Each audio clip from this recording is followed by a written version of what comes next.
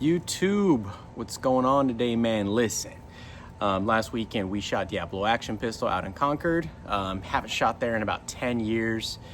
Chris Coleridge and those guys always put on a great match. It was a hot one. Was able to squad up with some of the homies. We were on squad 5, started on stage 5.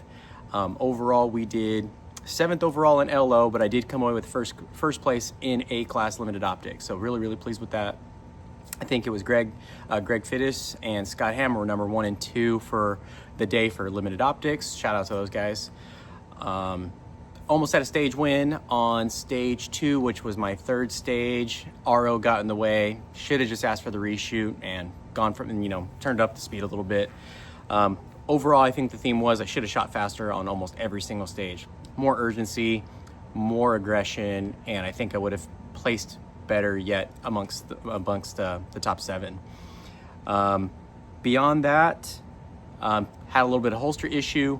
My first stage of the day, I'd taken my holster apart from the last match, tinkered with a few things on the retention, and I guess I must have over tightened one of the back screws on the double alpha, so it snagged up on my gun. I thought the lock was completely engaged on the holster itself, but after that I was able to kind of loosen it up and go from there. Made the best out of the rest of the day. But it was a good time. Enjoy the video. See you guys in the next one.